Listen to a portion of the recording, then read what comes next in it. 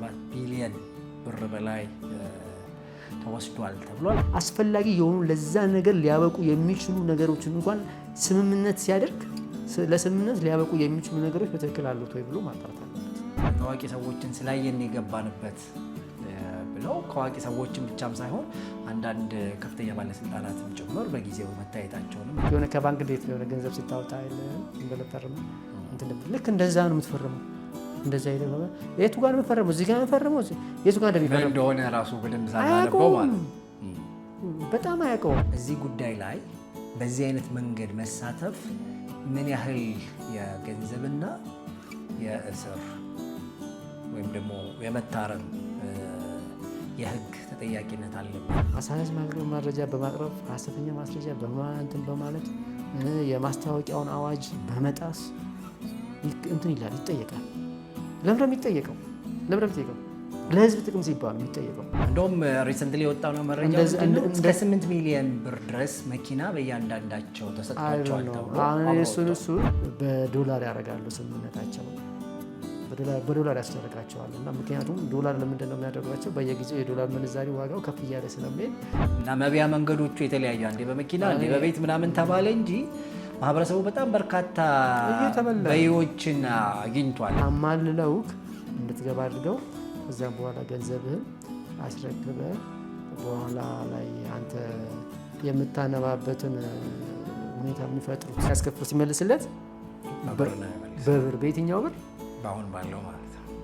ያኔ በተስማሙት ብር ማለት አሁን ባለው ማለት አሁን ባለው ምንዛሪ ማለት ነው። አሁን ባለው ምንዛሪ በተለይ በዚህ በግነትና በውሸት መካከል ልዩነቱ በማይታወቅ መልክ ሁሉ ማለት ነው። ማለት በጣም በተጋነነ መልኩ ምክንያቱም እንትኑ ላይ የሚለው ክሱ ላይ አንዱ የሚለው ነገር ባልተገባና በተጋነነ መልኩ ማስተዋወቅ የሚል ሀሳብ ተጠቅሷል።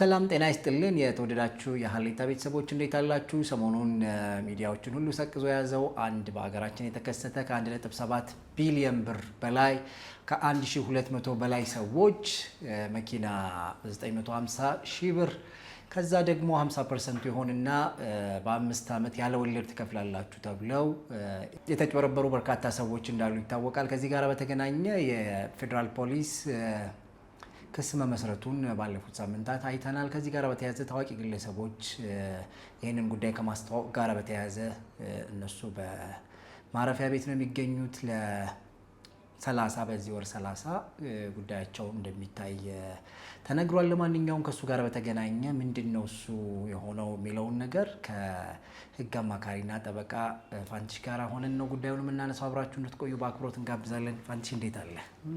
ሰላም፣ እንኳን ደህና መጣ።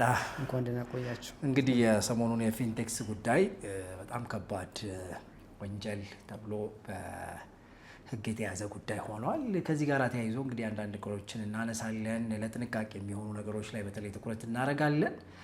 እንደ ህዝብም ምናልባት እዛ ላይም ደግሞ እንደሚሳተፉም ሰዎች ደግሞ በተለይ ከማስታወቂያ አዋጁ ጋር በተገናኘ የሚነሱ ሀሳቦች አሉና መግቢያ ላይ እንዳልኩት ከ1.7 ቢሊዮን ብር በላይ ተወስዷል ተብሏል። ከዛ ባሻገር 1200 በላይ ዜጎች ናቸው በዚህ ጉዳይ ውስጥ እንትን ያሉት እና እንደውም በተለያዩ ማህበራዊ ሚዲያም ሰዎችም ሲናገሩ ሰምተናቸዋል።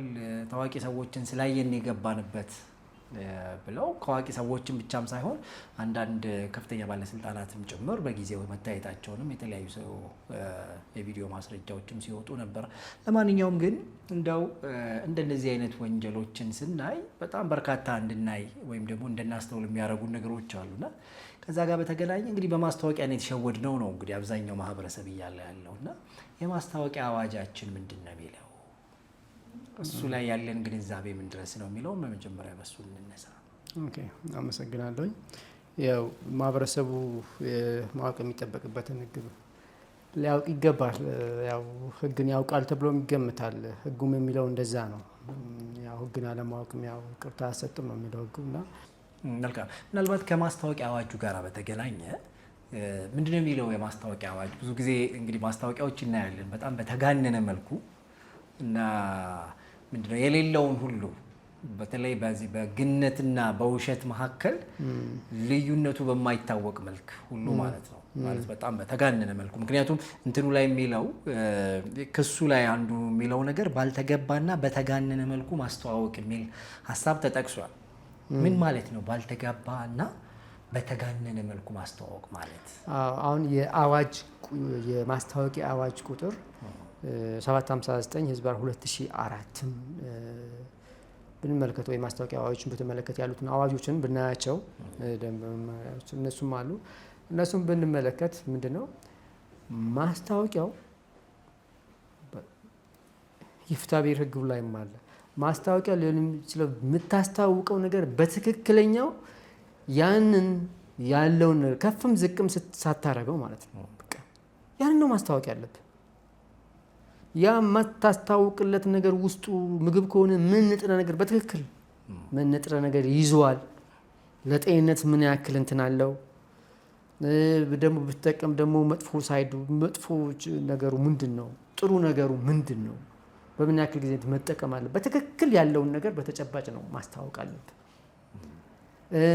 መሳሪያ ይሄ አቅርቦትም ከሆነ ቤትም ከሆነ መኪናም ከሆነ በስንት ጊዜ ነው እንዴት ነው ልታገኝ የምችለው የሚባለውን ነገር ዝቅም ሳትል ከፍም ስትል ባለበት ሊናገር የሚችለውን ነገር ነው ልትናገር የምችለው። ማስታወቂያም ስታቀርብ ማለት ነው ያን ነገር በትክክል ማወቅ አለብህ። ሲጀምር አንተ እንደ ማስታወቂያ ባለሙያ ያን ነገር በትክክል ማወቅ አለብህ። ስለ ቤት ከሆነ ቤት የሚባለውን ነገር እሱ የሚያስተዋውቀው ሰውዬ ድርጅት ቤት የሚባለው መቼ ነው የሚቀርበው፣ እንዴት ነው የሚቀርበው፣ በምን ጊዜ ነው፣ በምን ጊዜ ክፍያ ነው ሊሆን የሚችለው የሚለውን ነገር ለሰሚው በትክክል መናገር አለበት። ምክንያቱም እሱ ትልቅ ኃላፊነት የተሸከመ ህጋዊ ሰውነት ያለው ድርጅት ነው። የማስታወቂያ ድርጅቶች ማለት ነው። እና ይህንን በተመለከተ አሁን ማስታወቂያ ድርጅቱ ሄዶ ስለ ቤት አቅራቢዎች በተመለከተ ሊያቀርብ ሲል ስምምነት ከሱ ጋር ምን ያደርግ ሲል ስምምነቶቹ ራሱ መብቱና ግዴታው በተለይቶ በማስታወቂያዎች አለ። ለምሳሌ ሪል ስቴት ከሆነ ኮንስትራክሽን ከዛ ጋር አለ። ከዛ ጋር ታያዩ በተገቢው መንገድ የትኛውንም አንተ ሁለት ተዋዋዮች ወገኖች አሁን ለምሳሌ የማስታወቂያ ድርጅትና የአንድ ቤት አቅራቢ ድርጅት የሚዋዋሉት ስምምነት የማስታወቂያ ስምምነት ሌላን ህግ ሊጥስ ሊቃረን አይችልም፣ ሊያከብር ነው የሚችለው። ስለዚህ እኔ እሱ የማስታወቂያ ድርጅቱ ሲያስተዋውቅ ምንድን ማስታወቂያ ያለበት የቤቱ ያለበትን ደረጃ ሁኔታ እንዴት ሊያቀርብ እንደሚችል መቼ ሊሆን እንደሚችል በትክክል በደንብ አራግጦ በተጨባጭ ነው ማቅረብ ያለበት። ደግሞ የማስታወቂያ ድርጅቱ ሌላው ማድረግ የሚገባው ምንድነው መሰለ ማጣራት አለበት። ቤት አቅራቢው የተባለውን ወይም መኪና አቅራቢው የተባለውን ወይ ሌላም አቅራቢ የተባለውን ነገር ሌሎችም ነገሮች ሌሎች መሳሪያዎች መኪናዎች ማን ነው እነዚህ ሊሆኑ ይችላሉ እና እነሱን በተመለከተ ሲሆን በትክክል ያ ነገር ያ አቅራቢው ድርጅት በትክክል የሚለው ነገር የእውነት ነው ወይ፣ አንደኛ ፍቃድ አለው ወይ፣ ለዚህ ነገር የተሟላ ፍቃድ አለው ወይ፣ ከንግድ ቢሮ ከሆነ ከንግድ ቢሮ የታደሰ ፍቃድ አይደለም ታደሰ ፍቃድና አስፈላጊ የሆኑ ለዛ ነገር ሊያበቁ የሚችሉ ነገሮችን እንኳን ስምምነት ሲያደርግ ለስምምነት ሊያበቁ የሚችሉ ነገሮች በትክክል አሉት ወይ ብሎ ማጣራት አለበት። አለበለዚያ ለማስታወቂያ ድርጅቱ በጣም ከባድ ነው። ማስታወቂያ ድርጅቱ በጣም ከባድ ነው የሚሆነው እና ብቻ እሱ ሊያስታውቀው የሚችለው ነው ወይ ያ ነገር ያውቀዋል። አሁን ለምሳሌ አልሚ ምግቦችን ማቅረብ ቢሆን ስለ አልሚ ምግቦችን ማቅረብ ቢሆን በተመለከተ ስለ አልሚ ምግቦች የሚይዙት ንጥረ ነገር በትክክል ያውቀዋል። እንዴት ነው የሚያውቀው? እሱን በተመለከተ ፍቃድ ሰጪ አካሎች አሉ አይደል? ከመድኃኒት ቁጥጥር ባለስልጣናት፣ ከንግድ ጋር የተያያዘም ከሆነ ከንግድ ቢሮ ጋር ከነዚህ ነገሮች ጋር በትክክል ማለት ነው ያን ነገር አልሚ ምግቦችን ሊያቀርብ የሚችል አካል ነው ወይ ብሎ በትክክል ማወቅ አለበት። በትክክል አለበለዚያስ ምንድን ነው የሚሆነው? ዝም ብሎ እንደነገረው እኮ የሚያስታውቅ ከሆነ እንደ በህዝብ ፊት እኮ የሚነገረው በህዝብ ፊት ህዝብ እንዳለን እኮ የሚሰማው ህዝብ ሲሰማው እዚህ ጋር የማይሆን ውሸት ከሆነ የሌለውን አልሚ ንጥረ ነገር አለ ብሎ የሚያቀርብ ከሆነ አሳሳች መረጃ እያቀረበ ነው። አሳሳች መረጃ በማቅረብ ሀሰተኛ ማስረጃ እንትን በማለት የማስታወቂያውን አዋጅ በመጣስ እንትን ይላል፣ ይጠየቃል። ለምን ነው የሚጠየቀው? ለህዝብ ጥቅም ሲባል ነው የሚጠየቀው። ህዝብ ለህዝብ ህግ ጥበቃ ስለሚያደርግለት ነው። የሸማቾች ጥበቃ አዋጅም አለ አይደል? ከዚህ ጋር ተያይዞ የሸማቾች ጥበቃ አዋጅ አለ። አሁን የማስታወቂያ አዋጁ በተመለከተ ምንድነው ማስታወቂያ አዋጁ? ሌላው ነገር ምንድነው? በሸማቾችና በአቅራቢዎች መካከል ጤናማ የሆነ የንግድ ግንኙነት እንዲኖር ለማስቻል ካላስታወቅ እኮ አይሆንም እኮ። ካላስታወቅ ሸማቹ እንዴ ብሎ ይገዛል? አያውቅም። እነዚህ እንትኖች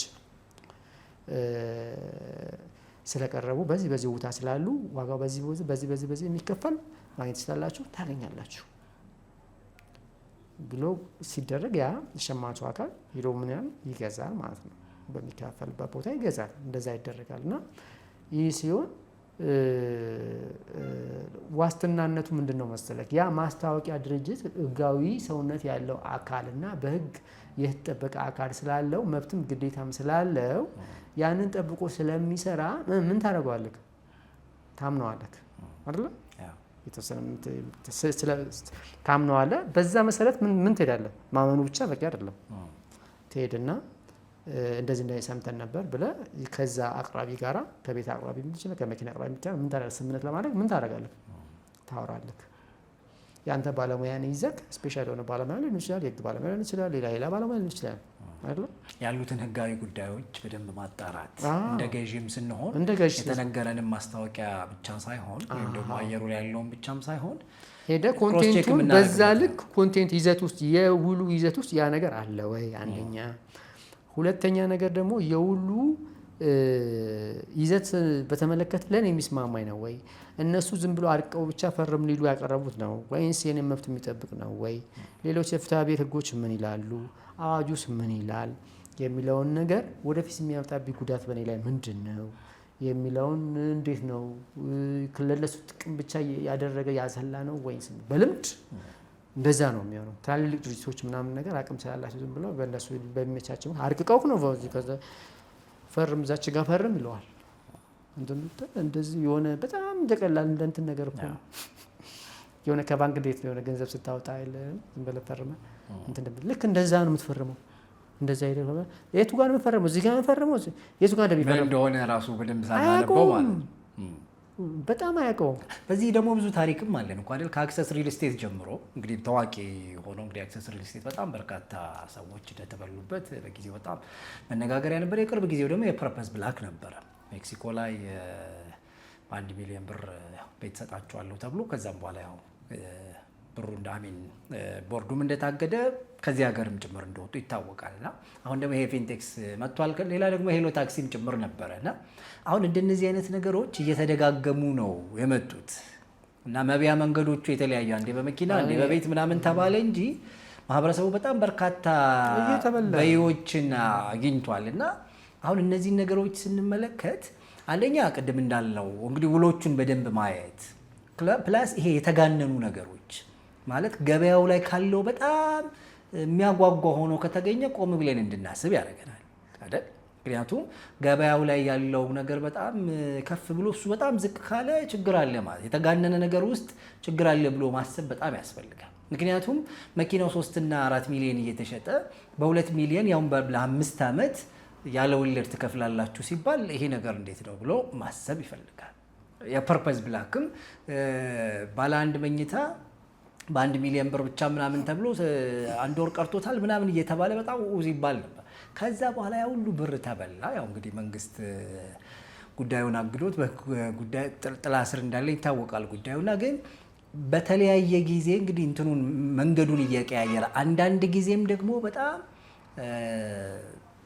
ልክ ያልሆኑ ማለት በመንግስት ኃላፊነት ላይ ያሉ ሰዎች ሁሉ እና በዛ ትረስት የምናደርጋቸው ሰዎች ሁሉ ለምሳሌ ከዚህ ጉዳይ ጋር ተያይዞ የትራንስፖርት ሚኒስትሩ ምክትል ሚኒስትሩ ሁሉ እዚህ ጉዳይ ላይ ተገኝተው እንደነበረ የተለያዩ ቪዲዮዎች ማቅረብ እንችላለን። እና እንደነዚህ አይነት ጉዳዮች ሲሆኑ ሰው የመሸወድ እንትኑ ከፍ እያለ እንደመጣ ማለት የተበሉ ሰዎች እሱን ሲያነሱ ነበር።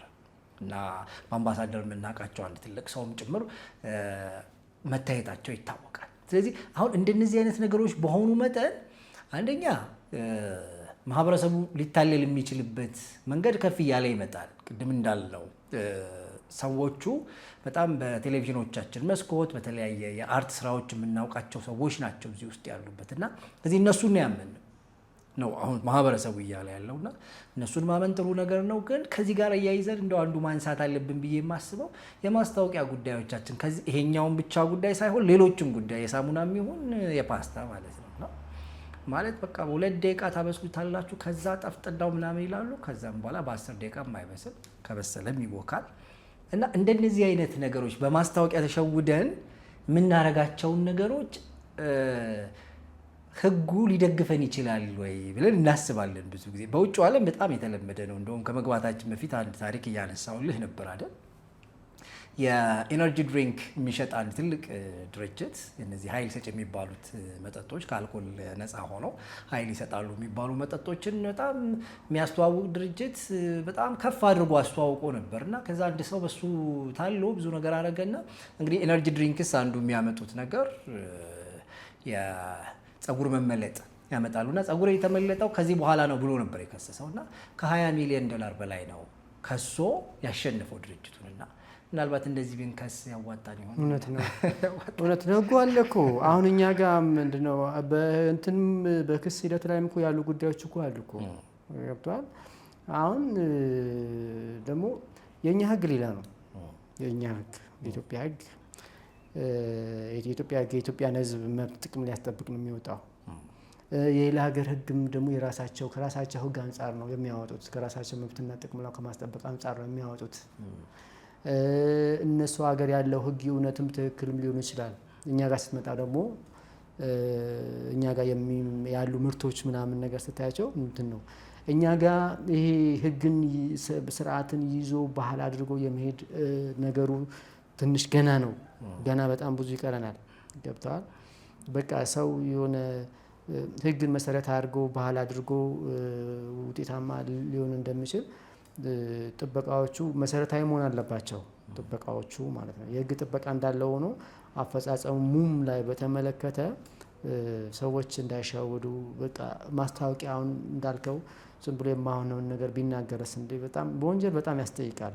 ያለውን ነገር አጋኖ ቀንሶ ከፍ አድርጎ እንትም ከተባለው በላይ ማድረግ ማስታወቂያ አዋጁ አለ። ማስታወቂያ 759 በ2000 ሌሎችም ከዚህ ጋር ይወጡ አሉ። በዛ መሰረት ሊያስጠይቃቸው ይችላል። የፍትሐ ብሔር ጉዳይም ኃላፊነት ያመጣበታል እንዴ አሁን በዛ መሰረት ያንን አምነው ሰውየው እንግዲህ አሁን ያ ማስታወቂያ የሚናገረው ነገር ለእንትን ብቻ ተብሎ አይታመንም። ገንዘብ ላይ ያገኝበት ብቻ ነው ተብሎ አይታመንም።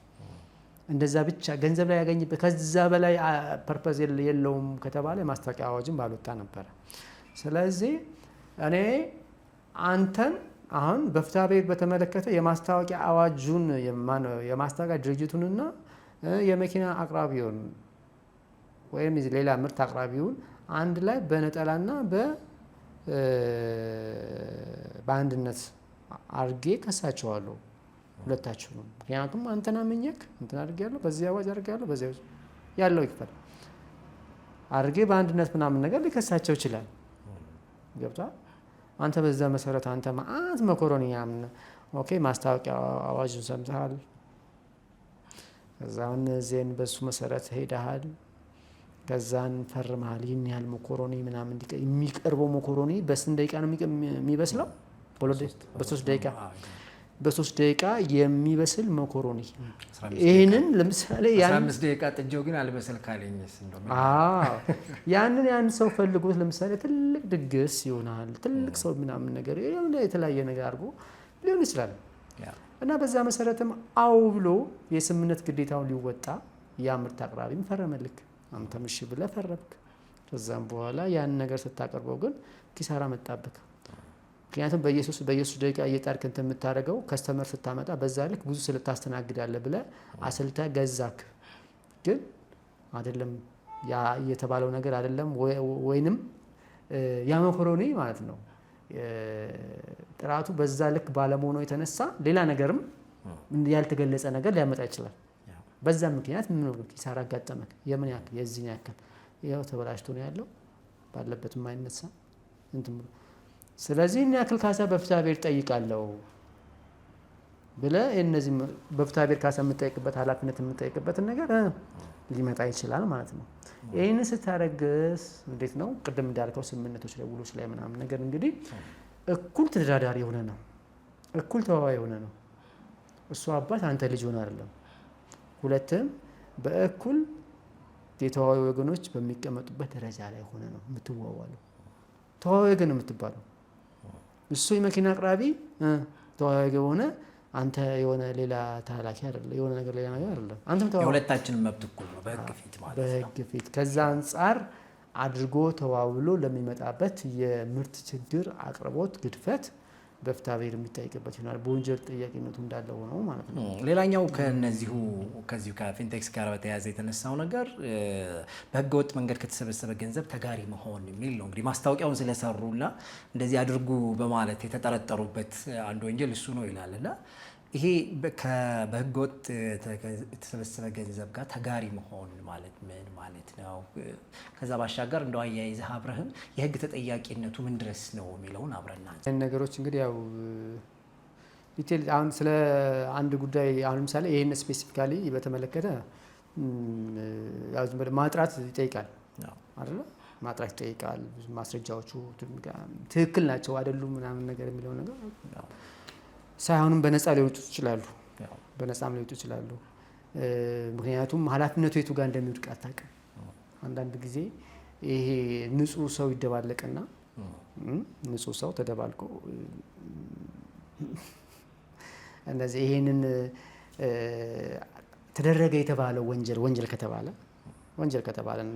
ፍርድ ቤት ተጠርጣሪነት ላይ መኖራቸው ሳይዘነጋ ማለት ነው። ተጠርጣሪ ማለት እንግዲህ ፖሊስ ጋር ተጠርጣሪ ትባላለህ፣ አቃቢ ጋር ፍርድ ቤት ተከሳሽ፣ ከዛ ምንድን ነው ፍርደኛ ምናምን ነገር ነው የምትባለው። እና አሁን ገና ተከሳሽ ናቸው፣ ክስ ተመስርቶባቸዋል፣ ተከሳሽ ናቸው። እና እነዚህ ተከሳሽ ሰዎች የመጨረሻ ፍርድ እስከሚሰጣቸው ድረስ ጥፋተኛ እስከሚባሉ ድረስ የሚባሉ ከሆነ ማለት ነው ንጹህ ነው የመገመት መብታቸው ምንድን ነው የተጠበቀ ነው። አሁን እንደውም ከዚህ ጋር ተያይዞ ምን አለ መሰለክ፣ አሁን እኛ ጋር ደግሞ ሌላው መጥፎ ባህል እየሆነብን የመጣው ነገር ምንድን ነው? አንድ ሰው ተጠርጣሪ ከሆነ ወንጀለኛ አይባልም ተጠርጣሪ። ይሄ ሌላ ደግሞ ኃላፊነት የሚያመጣ ነገር ነው፣ ያስጠይቃል። ገብቷል? ተከሳሽ በፍርድ ቤት ተከሳሽ የሆነ ሰው በአቃቢ የቀረበ ሰው ምን አይባልም የሆነ ፍርደኛ ወንጀለኛ አይባልም። አሁን ገና ፍርዱ እስኪስተላለፍ ድረስ በነፃ ንጹህ የሆኑ የመገመት መብት የተጠበቀ ነው። ፕሪዘምፕሽን ኦፍ ኢኖሰንስ በህገ መንግስት ንጹህ ነው የምጠበቀው። ለዛ ነው ዋስትና መብት ነው የሚባለው። ዋስትና በመረጃ በጣም መብት ነው። አሁን እነሱ በትክክል ዋስትና የሚጠይቅ መብት አላቸው። ያው ለመጋቢት 30 ተቀጥሯል፣ ለዋስትና ተቀጥሯል። ይሄን የምልህ ምንድነው ሰው ከዚህ አንፃር ማወቅ አለበት። እኔ አንዳንድ ቦታ አሁን ዝም ብለው ፖስት ምናምን አንደኛ የሰውን ፎቶም ዝም ብለህ ፖስት አታደርግም። ዝም ብለህ የሰውን ፎቶ ፖስት አድርገህ እንዴት እኔ ከአንተ ፍቃድ በቀር ፖስት ማድረግ የአንተን ስብዕና የሚገነባክ ነገር ካልሆነ በቀርና አንተን ወድጄክ ፖስት ያደረኩት ነገር ካልሆነ በቀር አሁን የአንተን ስብዕና የሚነካ ነገር ምናምን ነገር እኔ ፖስት ባደረኩት ምንም ቢሆን አንተ ልጠይቅ ይችላል። ለምን አደረክብኝ ምናምን ነገር ትችላለህ። ገብቶሃል? አሁን ደግሞ እነዚህ ሰዎች ደግሞ ምንድን ናቸው መሰለክ ተጠርጣሪ ናቸው ተብለው ገና ንጹህ የሆነ መገመታቸው ገና እንደተጠበቀ ነው። ፍርደኛም አይደሉም። ዋስትና ሊፈቀድላቸውም ይችላል። ንጹህ ሊባሉም ይችላሉ ከዚህ ውስጥ። ስለዚህ ዝም ብለን አሁን እንደ ጥፋተኛ የህግ ባለሙያዎችም ጭምር ነው የህግ ባለሙያዎችም ጭምር ዝም ብለው ፎቶቸውን አንዳንድ የህግ ባለሙያዎች ማለት ነው ፎቶቸውን እያለጠፉ ፖስት የሚያደርጉበት ሁኔታ አለው። ይሄ ትክክል አይደለም። አንደኛ ይሄ ማለት እግረ መንገዳችን ከዚህ ጋር እናያይዘው ብለን አሁን ሁሉ ነገር የደቦ እንዳይሆን ገብተዋል። በቃ አንድ የሆነ አካል ምናምን ነገር ሰብስቦ እንትን ስላላቸው ነው ምናምን ነገር አይደለም። እዛ ውስጥ ደግሞ ንጹህ ሰው ሊኖር ይችላል። በሂደት ነው እንትን የምትለው እና ይህንን ስንል ከዚህ ጋር ተያይዞ እንደዚህ አይነት ነገሮችን በፍርድ ሂደት ውስጥ በክስ ሂደት ውስጥ መታወቅ ያለባቸው ነገሮች ናቸው። ብዬ አስባለሁ። ከዚህ ጋር በዛ ተያያዘ ምንድነው አሁን ይሄ እንደዚህ አይነት ነገሮች እንደምን ይሆናሉ መሰለክ እንደ መማማር እንደ ጥሩ ይሆናል። አሁን አንዳንድ ጊዜ ህግ አለ ህግ ምናምን ስርዓት ጠብቆ እየሄደ ነው ለማለት እና ሌሎችም ለመንገር ለደውል እንትን ለማቃጨል ያክል የሚጠቅሙ ነገሮች ናቸው። አሁን ባለፈው ከዚህ በፊት ስለ ቲክቶክ ላይ የሚነዙ አንዳንድ ነገሮች በተመለከተ የሆነ ታይም ላይ ተብሎ ነበር እዚህ ማውርተን ነበር መሰለኝ አይደል እና የዛን ጊዜ ምናምን ነገር ምን ሆነ ትንሽ እኮ አስደንብሯል አስደንግጧል እና ትንሽ ማስታገሻ ነገር አግኝተናል። አሁንም ሰው አሁን ህጉ አለ ህግ ዘመቻ አይደለም ህግ ሁሉ ጊዜ አለ ሁሉ ጊዜ ህግ አለ ገብቷል። እንዴት ሲንቀሳቀስ ስናይ ነው ግን ብዙ ጊዜ መኖሩን የምንረዳው ማለት መኖሩ እንዳለ ሆኖ ምን ያህል አፕሊኬብል ይሆናል የሚለው እሱ ሌላ ህግ ነው ያለው። የፍሪ ወንጀል ህግ አለ። አሁን የማስታወቂያ ወንጀል ላይ አሁን ብዙ አመት የሚያስቀጣ እንትን አዋጅ እንትን አለ። የዚህን አዋጅ ድንጋጌ እየጣሰ ከዚህ እስከዚህ ያስቀጣ ይላል። አመታት ያስቀጣል። ምናልባት እሱን ሳይሆን በገንዘብም ያስቀጣል። ገብቷል። በመቶ ሺዎች ምናምን ቁጥር ገንዘቦች ምናምን ያስቀጣል። ይሄ አሁን የምን ችግር ነው ሲባል የኛ የሁላችን ችግር ነው እኔ ብዬ ማስበው የሁሉም ችግር የፍትህ አካላቱ ችግር ነው። የፍትህ አካላቱ የግንዛቤ ማስጨበጫ ትምህርቶችን ለማህበረሰቡ መስጠት አለበት። ይሄ ወንጀል ነው እንደዚህ አይነት ነገር ወንጀል ናቸው። አንዳንድ ጊዜ እኮ በጣም እንደው እውነት በቃ በተለያየ ሚዲያ ገጽ ላይ እንደው ለማውጣት ስታወጣ ሰው ድንግጥ የሚልበት ነገር አለ። እንደዚህ አንተ እንዴት እንድታረጋለህ ምናምን ነገር ትባላለህ። በቃ ይሄ ወንጀል የሆነ አካል ወንጀል ተብሎ ሰው ማወቅ አለበት። ይሄ የሆነ ባለስልጣን የሆነ ቦታ ተቀምጠው ያልተወጣውን ግዴታ ለምን አልተወጣም ብለህ ማስቀመጥ አለብህ። ለምንድን ነው እንዲያስቀምጥ አቅጣጫ እንዲይዝ ማለት ነው። ገብቶሃል። እና በዚህ ልክ ምናምን ነገር ሁሌ ግንዛቤዎች ሊዳብሩ ይገባል። የፍትህ ሚኒስቴር ምሳሌ ግንዛቤ ማስጨበጫ የፌስቡክ ገጽ አሉ፣ የተለያየ መድረኮችም አሉ። በጣም መጠናከር መቀጠል አለበት። የህግ ባለሙያዎች አሉ፣ ጥሩ የህግ ባለሙያዎች ጠበቆች በጣም የተከበሩ አሉ። እነሱ የግንዛቤ ማስጨበጫ በተለያየ መድረክ እንደዚህ አይነት ነገሮችን ድርጊት ማድረግ መናገር ያስፈልጋል። ገብቷል። ይህ ሲሆን ምን ይሆናል መሰለህ ሁሉም ህጉን እያከበረ በስርዓቱ እየሄደ አንተም በሙያክ ምን ትሆናለህ በሙያክ ሰርተህ የምታገኝበት የፍትህ ስርዓት እንዳለ አረጋግጠህ ሰርተህ በኮንፊደንስ ትሰራለህ ታገኛለህ። አለበለዚያ ምን ይሆናሉ መሰለህ ከፍትህ ስርዓቱ ያፈነገጡ ህገወጦች ይበዙና እየደሰቁክ ይህን ያህል ገንዘብ አምጣ እንደዚህ ይላሉ ያስነግራሉ። ከዛን ገንዘቡን በጀቡ በእንትን ይሰበስባሉ። ከዛም በኋላ ያንተ ጉዳይ እኮ አልቋል ትባላለህ። ይሄን ነገር አላሟላህም ህጉን መጀመሪያ ስምምነት ይቻውልሃል። ከዛ ስታነባ ትላለህ እና ስለዚህ ከዚህ አንፃር እነዚህ ሊታወቁ የሚገባቸው አዋጆች ብዙ አዋጆች በጣም በርካታ በሺዎች የሚቆጠሩ አዋጆች ነው ያሉ። ምናልባት ስፔሲፊክ ካነሳ ነው ርዕሰ ጉዳይ ጋር በተያያዘ ለምሳሌ ከዚህ ከማስታወቂያ ማለት በተጋነነ ሁኔታ ባልተገባ ሁኔታ ከመናገር ጋር ተያይዞና ደግሞም አንዱ የተነሳው ነገር እንግዲህ በህገወጥ መንገድ ከተሰበሰበ ገንዘብ ላይ ተገቢ ባልሆነ መንገድ የጥቅም ተጋሪ ሆነዋል ተብሎ የተነሱ ጉዳዮች አሉ። እንግዲህ እሱ ወንጀለኛ ያስብላቸዋል አያስብላቸውም የሚለው ነገር የእነሱን ጉዳይ ያስቀምጠ ነው። ግን በጥቅሉ እዚህ ጉዳይ ላይ በዚህ አይነት መንገድ መሳተፍ ምን ያህል የገንዘብና የእስር ወይም ደግሞ የመታረም የህግ ተጠያቂነት አለበት የሚለውን እሱን እናንሳ እስቲ። አሁን ይህን በተመለከተ ይህ አሁን ከብዙ እንትኖች ህጎች ጋር የሚያያዙ ጉዳዮች ናቸው። አሁን ከመኒ ላውንደሪ ህግ ጋር አዋጅ ጋር ይያያዛል፣ ሊያዝ ይችላል። ተጠቅሷል። ከንግድና ምዝገባ አሁን የማስታወቂያ አዋጅ የንግድና ምዝገባ አዋጅ አለ።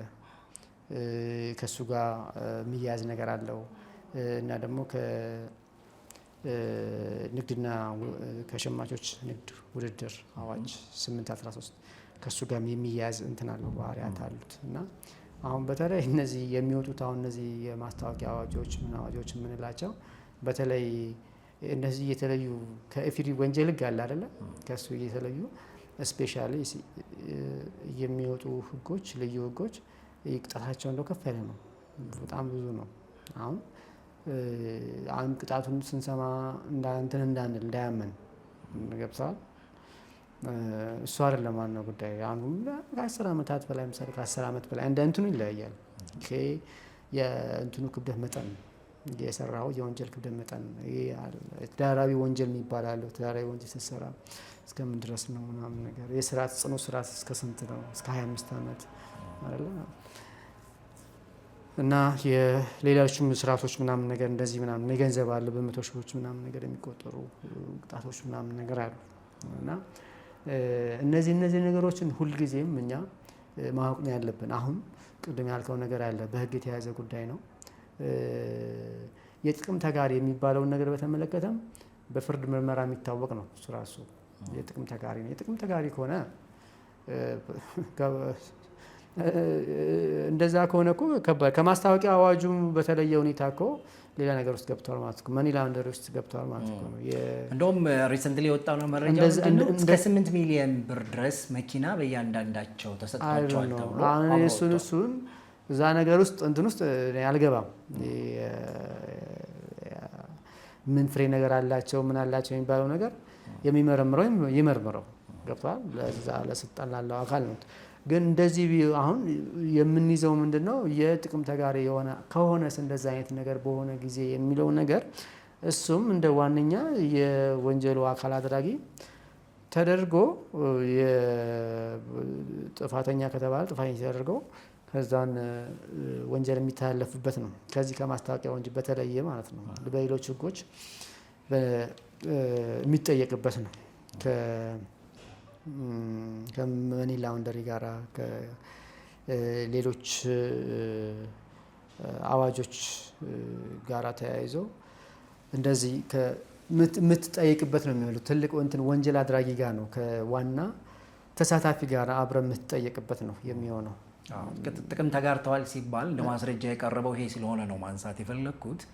ጥቅም ተጋርተዋል ተብሎ አንዱ እንደ ማስረጃ የቀረበው 8 ሚሊዮን ብር መኪና ተበርክቶላቸዋል አይነት የሚል ማስረጃ አግኝቻለሁ ተብሎ ተነስቷል አብሮ እንትኑ ላይ ማለት ነው። ለማንኛውም ግን የቅጣቱን ሬንጅ ስናስብ የቅጣቱን እንትን ስናስብ እንዳልከው ተደጋጋሚ ከመሆኑ ጋር ተያይዞ በቀላል ቅጣት ውስጥ ግን የሚካተት አይደለም ልንል እንችላለን። ዋናው ነገር ምን መሰለህ፣ እኔ አሁን ስለ አንድ ግለሰብ ስለ ሁለት ግለሰብ ምናምን ነገር ማውራት ሳይሆን አሁንም እንትን የሚለኝ ስለ ፐብሊክ ኢንተረስት ማውራት ነው። ስለ ህዝብ ጥቅም ነው ማውራት የሚሻለው። ገባ? አሁን እነሱን ተዋቸው ጊዜውታል። ማየት ያለብን ኢትዮጵያ ሀገራችንን ምን ላይ ነች ያለችው የሚለውን ነው ማየት ያለብን። ማጭበርበሮች በጣም እየበዙ ነው። ከዚህ በለጠ የለም። ከዚህ የበለጡ ጉዳዮችም እኮ አሉ እኮ አይደል እንዴ? ሰው እኮ ቡድን ይዞ እኮ እርስ በርስ ተሰልፎ እኮ በጦር መሳሪያ እየተማዘዘ እኮ አንዳንዱ የግል ጥቅሙን እያካሄደ አመራር ነኝ ባይ እኮ አሉ አይደል እንዴ? ብዙ ነገሮች አሉ አይደል? እነዛ ሁሉ መፈተሽ አለበት። አሁን ገንዘብን የህገወጥ የገንዘብ ዝውውር በተመለከተ ገንዘብ ለሽብርተኝነት ጥቅም ማዋል በተመለከተ አይደል? ከዚህ ጋር ተያይዞ ዝም ብሎ ፌክ የሆነ ፒኤልሲ እየከፈትክ 2 3 4 ተከፍተ ሁለቱን ለገንዘብ ህገወጥ ዝውውርና ለተለያየ ህገወጥ የሆኑ አሰራሮች የምትጠቀምበት ሌላውን ደግሞ ለነገር የምታደርግበት ምናምን ነገር ብዙ ኢትዮጵያ ውስጥ እኮ እንደዚህ የሚያደርጉ ብዙ ነገሮች አሉ ብዙ አሉ። እንግዲህ አሁን እንደዚህ ነገሮች ተስፋ ይሰጡናል አይደል? እና አሁን ምንድነው እነዚህ ነገሮች እንደዚህ አይነት ነገሮች ሲከሰቱ ሰው ሌላውም ከዚህ ተምሮ አግባብነት ያለው አካሄድ እንዲሄድ በቃ ህግን መሰረት ያደረገ አካሄድ እንዲኖር። ህግ የተወሰነ ሰው ብቻ አይደለም፣ የሁሉም ነው። ከህግ ፊት ሁሉም እኩል ነው። ስለዚህ እነዚህ ቤት አቅራቢ በለው ምርት አቅራቢ በለው ምግብም ሌሎች መሳሪያዎች ማቅራቢ መኪና ማቅራቢ የምትላቸው ሁሉ ከማስታወቂያ አዋጅ በመሰረት ከማስታወቂያ ድርጅትም ጋር ይሁን ከማንም አካል ጋር ተመሳጥረው በሚሰሩበት ስራ ውስጥ ህግን መሰረት ያደረገ ስራ ቢሰሩ እጅግ በጣም አትራፊዎች ናቸው፣ ያተርፋሉ ብዬ ነው ማስበው። ለምን እንደዚህ አይነት ነገሮች ከምገባ ይሄም የሰራውን እንትን ይባል ነገ ደግሞ ስራ ይፈጥራል እሱ ማለት ነው። በዚህ ስራ ታማኝነትን አጥቶ ህይወቱ ከሚቋረጥ ራዩ ከሚበላሽ አይደለ ቀጣይ የሆኑ ህጉ ባስቀምጣቸው አሁን የኢትዮጵያ የንግድ አዲስ የንግድ አዋጅ አለ በጣም ብዙ ነገር ይዘው መጥተዋል ወደ 7 አይነት ማህበራት አለ የንግድ ማህበራት አሉት በዛ ውስጥ የፈለከው መርጠ በፈለከው የንግድ ማህበራት የምትሳተፍበት አለ ወዳፍኔ የተወሰነ የግል ማህበር አለ የእርሶ ማህበር አለ ከዛ ሌሎች ማህበራትም አሉ እና ያንን መርጠ በህጉ መሰረት ያዋጣኛል ብለህ የምትላቸው የንግድ ትስስርን አሰፍተህ ሰርተህ እንትን የምትልበት ብዙ ነገሮች አሉ ገብቶሃል ገና እኮ ኢትዮጵያ እኮ ገና ናት መሬቱ ምንም ገና ነው ገብቶሃል ያ ሁሉ ብዙ ሀብት እያለን ብዙ ነገር ኢትዮጵያ ውስጥ እያለ ነገር ግን ዝም ብለን በዚሁ እየተረማመሰን ህግን ጥሰን ሰው አስለቅሰክ እንትን የሚባለው ነገር እሱ ለማንም አይዋጣም ባይነኝ እኔ አይሆንም እና እንደዚህ አይነት ነገሮችን ስናስባቸው ምንድነው በቃ ህዝብ ጥቅም ሲባል ህግ የሚያደርገው ጥበቃ ተፈጻሚነት እንዲኖረው መንግስት የበኩሉን ይስራ እና ሌላውም ከዚህ በመማር አስፈላጊውን ጥንቃቄ ማናቸውም ድርጅትም ቢሆን ሪል ስቴትም ካምፓኒዎችም ቢሆኑ ሌሎችም ጥንቃቄ ቢያደርጉ እና ሌሎችም ደግሞ እንደዚህ ያለቀሱ መኪና ይመጣልና ብሎ የጠበቁ ሌሎች አሉ ባለላዳዎች አሉ ማለት ነው ሌሎች ምናምን ገንዘባቸውን ሰጠው ብዙ ምንም አሁን እንግዲህ አንተ በዛች በላዳ በዛች መኪና እንግዲህ እያስጮክ ስንት ገንዘብ ሰብስበ ቤተሰብም እዛ ተስፋ አድርጎ ስንት ገንዘብ እኮ አለ የተሰበሰበባቸው አሉ አይደል እነሱ ሰዎች ይኸው ሄሎ ታክሲ ማለት ነው እና ብዙ እነዚህ አሉና በፍትሐ ብሔር እነዚህ አይነት ሰዎች ገንዘብ ያልተመለሰላቸው በፍትሐ መጠየቅ ያለባቸው ይጠይቁ ምክንያቱም ምንድነው መብታቸው ነው እስከነ ወለዱ መጠየቅ ያለባቸው አሁን የኛ ሀገር ችግሩ ገንዘብ ያኔ በእንትን ባልከው ገንዘብ ነው እንጂ እንትን የሚልክ አሁን ምንዛሬ አሁን ያለው ምንዛሬ አይደለም ችግሩ የኛ ሀገር እንትን ምናልባት ወደፊት መወያያ ሆኖ ምን ሆኖ የሆነ ጥሩ አዋጅ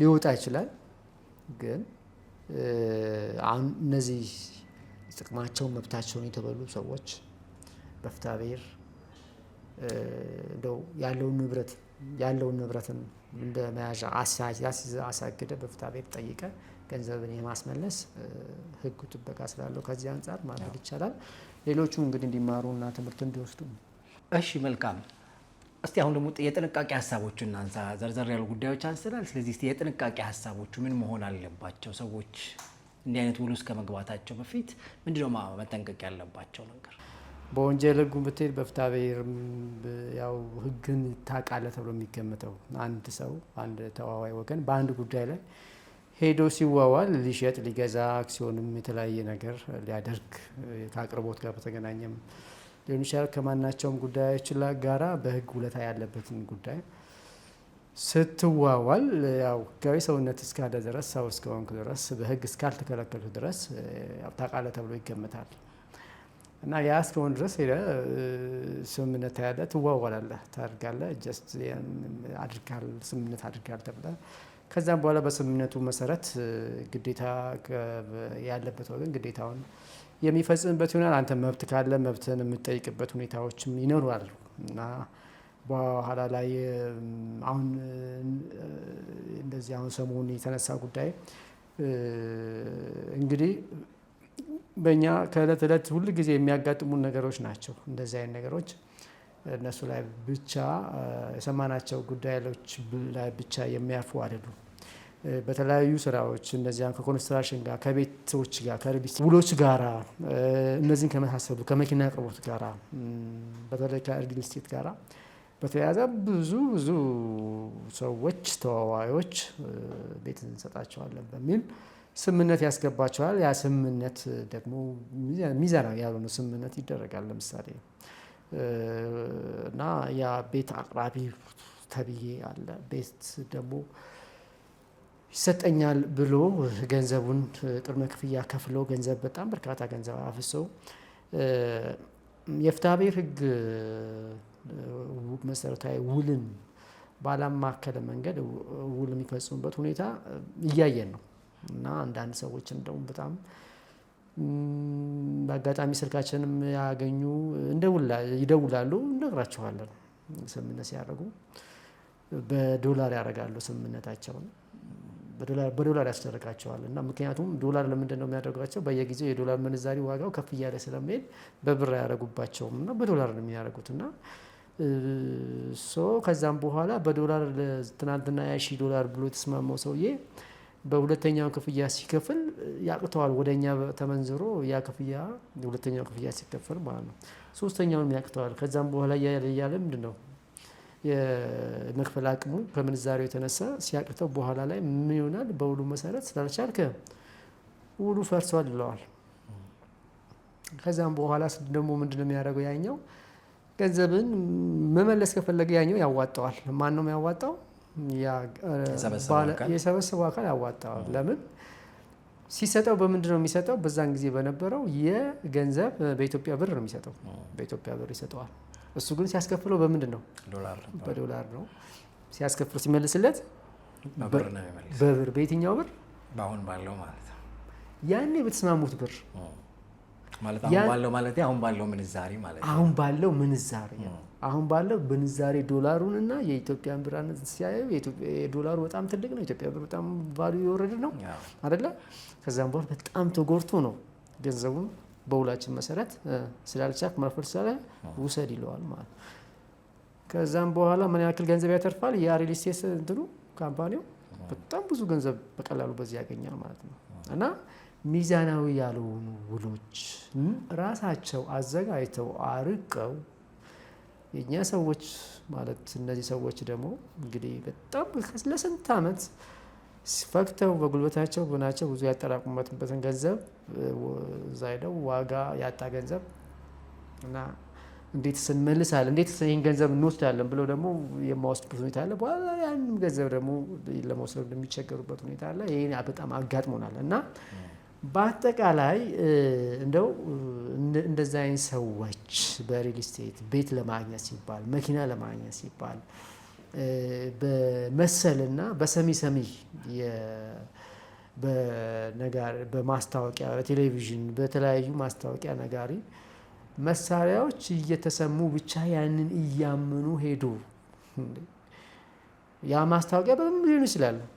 በኢትዮጵያ ቴሌቪዥን ሊሆን ይችላል፣ በተለያየ በሌሎችም በተለያዩ ሚዲያዎች ሊሆን ይችላል፣ በሶሻል በማህበራዊ ሚዲያ ሊሆን ይችላል አይደል?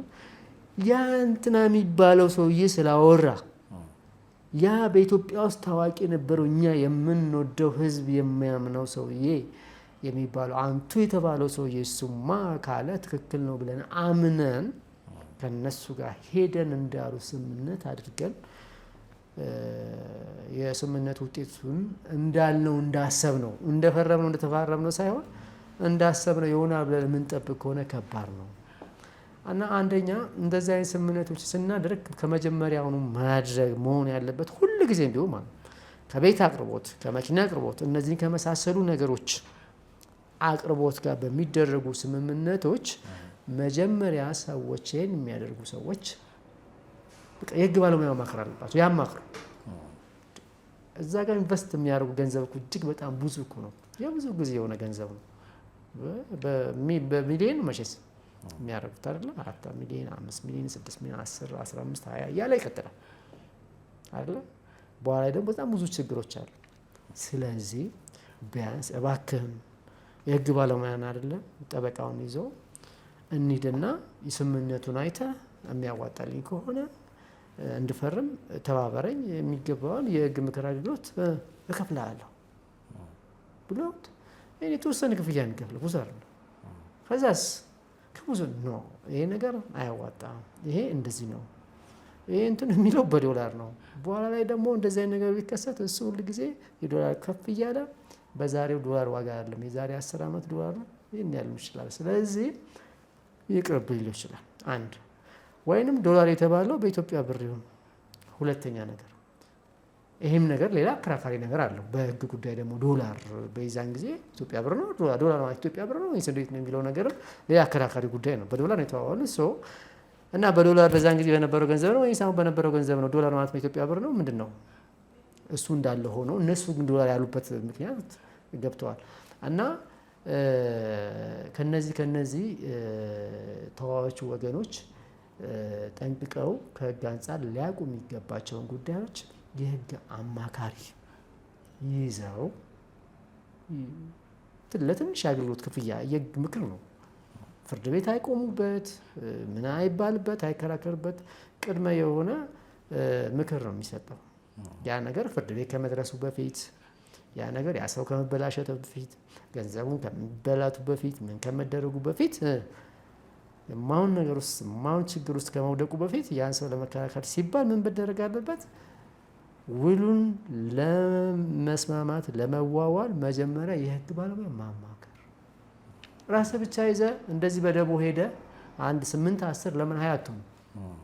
ምንም የሚያድን ነገር የለም። እነዚህ ካምፓኒዎች ትልቅ የህግ በእንትን አማካሪዎች አላቸው እና ደግሞ ውላቸውን ስምምነታቸውን ሲያወጡ ከራሳቸው ከካምፓኒው ፖሊሲ ከፈለገው ነገር ጋር አንጻር ነው የሚያወጣልህ። እንዴት ነው ሊያተርፈኝ የሚችለው? እችን አንቀጽ አውጣት ይቻ ታዋጣኝ የሚቻድርግ ምናምን ነገር እያለ ቀምረው ብዙ ጥናት አድርገው ነው አባት ያን ህግ የሚያወጡት እና ከዛ ቀድሞ የትና የት ርቀት ሄዶ ይህንን ነገር ካደረገ ከድርጅት ጋር አንተ አንድ ግለሰብ ሄደ እሱ ያንን ለማድረግ ሚንሶች አሉት፣ ግቦች አሉት። ማስታወቂያን ይጠቀምባል። ማስታወቂያዎች ትላልቅ ሰዎች ይጠቀማሉ። ይሄ ድሮ ያው የምናውቀው በህግ ፓላሲ ነው። የሆነ ትላልቅ ሰዎች ያቀርባሉ። በጣም ሊታመኑ የሚችሉ ሰዎች ምናምን ነገር በጣም የምትወደውን ሰው ያቀርባል። ህዝብ የሚወደውን ሰው ያቀርብላል። ከዛም በኋላ ይሄ በቀላል አእምሮ የኛ ሰው ማህበረሰቡን ያጠኑታል እኮ ስነ ልቦናውን ሳይኮሎጂካሊ እንዴት ነው ምናምን ነገር እኮ ጥናት አድርገው ይሄን ብናደርገው እኮ ልምድ አላቸው። ብዙ ነገር ልምድ አላቸው። ገብቷል? እንዴት አድርገው ገንዘብ ማግኘት እንደሚገባቸው ከህብረተሰቡ በጣም ልምድ አላቸው፣ እውቀት አላቸው። እውቀት የእውነት የተማሩም እኮ ናቸው በምንም ገብቷል? እና እነሱን ከየትም ከህግም ከኢኮኖሚ ከፋይናንስም አርቀው ብለው በልጠውክ ነው እንግዲህ ከዛም በኋላ እዛ ውስጥ አንተ አማልለውክ እንድትገባ አድርገው ከዛም በኋላ ገንዘብህን አስረክበ በኋላ ላይ አንተ የምታነባበትን ሁኔታ የሚፈጥሩት። ልክ ነው። እንግዲህ እንዳልከው ነው ፋንትሽ፣ ብዙ ጊዜ አንደኛ መብታችንን ማወቅ ጥሩ ነገር ነው።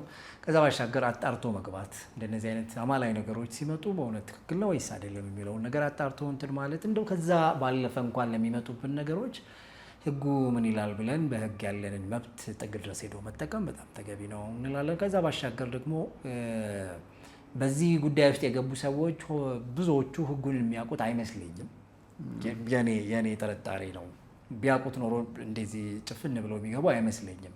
እነዚህ የማስታወቂያ ባለሙያዎችና የተለያየ በአርቱ መንገድ የምናውቃቸውን ሰዎች የገቡበት ምክንያት እነሱም በተለያየ ሚዲያ ላይ ሲናገሩ በጣም ትረስት የሚጣልበት ካምፓኒ ሆኖ አግኝተነዋል ብለው ነው እንደገቡ የተለያየ ሚዲያ ላይ እየሰጡትን ቃለ መጠይቅ አይቻለሁ። እና ለማንኛውም ማስታወቂያ ሰሪዎችም ሌሎችም ባለሙያዎች ለሚሰሯቸው ስራዎች የህግ ተጠያቂነት ምን ድረስ ነው የሚለው ቢያጣሩ ነገ ከሚሆንባቸውና ከተጠያቂነት ራሳቸው ማስመለጥ የሚችሉ ይመስለኛልና ስለነበረን ቆይታ ከልብ ነው የማመሰግነው ፋንትሽ። ክቡራን ተመልካቾቻችን ሀሳቦቻችን እነዚህ ነበሩ። እንግዲህ በጣም የሚያማልል ነገር ስታዩ ይሄ ነገር ብላችሁ ሁለቴ ያስቡ። ከዛ ባሻገር የህግ ባለሙያም ድጋፍም እንዲኖራችሁ ማሰብ፣ ምክንያቱም ትልልቅ ጉዳዮች ላይ ስትገቡ መጀመሪያ ስለ ጉዳዩ ማወቅ በጣም ይገባል።